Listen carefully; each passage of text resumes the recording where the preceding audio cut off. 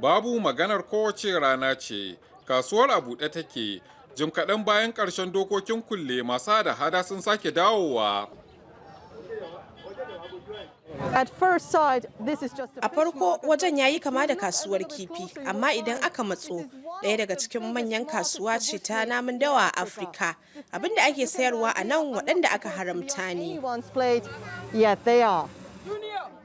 Kada, damageru da sauran dabbobi da suke fuskantar barazanar ɓacewa ana iya samu. Muna sayarwa a nan. Wannan sana'ar mu kenan, a Afirka muke. Kudin kada ya tashi daga dala 30 zuwa 75, karamin damageru dala 25. Namun dawa suna da daɗi, ana bukata sosai. Namun dawa sun fi kaza saboda ban san yadda suke kiwon kajin ba, amma namun dawa ne nake kimtsawa. Ba masu hannu da shunin Najeriya kaɗai ke son namun dawa ba. Kasar tana cikin wuraren da ake cinikin namun dawa da suka saba ka'ida daga wasu kasashe zuwa kasashen Asiya a kowace shekara. Chinedu Magbo yana cikin 'yan gwagwarmaya na Najeriya masu kare haƙƙin namun dawa.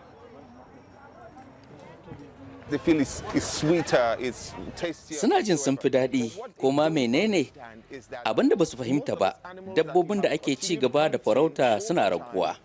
Nan gaba ba za a samu komai ba, babu wanda zai gansu a raye. Shi yasa wannan al'ada dole ne ta tsaya haka.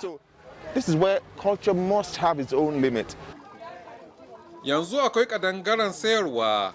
Chinedu ya nemi ya sayi dabbobin suna raye domin ya cece su daga kashewa. Gwagwarmayar da lokaci ke kurewa. Idan ban saya ba, mutane za su saya a matsayin abinci. Kamar yadda ake ganin ana kawo dabbobi a kashe kowace rana. Akwai dokoki a Najeriya kan kare nau'in dabbobi. An gwada hotunan ga jami'ar gwamnati na hukumar aiwatar da dokokin. Me yasa harkar ke bunƙasa? Wasu ba su sani ba, sannan wasu suna nuna rashin sanin abin da ke faruwa. Babu yadda za ka hau kan mutane kai tsaye. Dole sai an wayar da kan mutane da farko, da ci gaba da ilmantarwa kafin tabbatar da dokoki daga bisani. Duk da hukumar ta nuna muhimmancin ceto namun dawa, babu wani matakin da take ɗauka kan masu karya dokar. Ko manufar rufe kasuwar sun ce wannan zai ɗauki lokaci.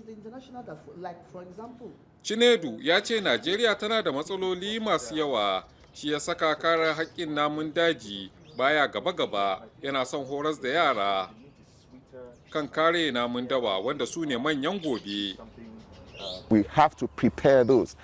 Muna shirya manyan gobe domin lokacin da suka girma za su ɗauki matakin da ya dace bisa manufofi na kare namun dawa.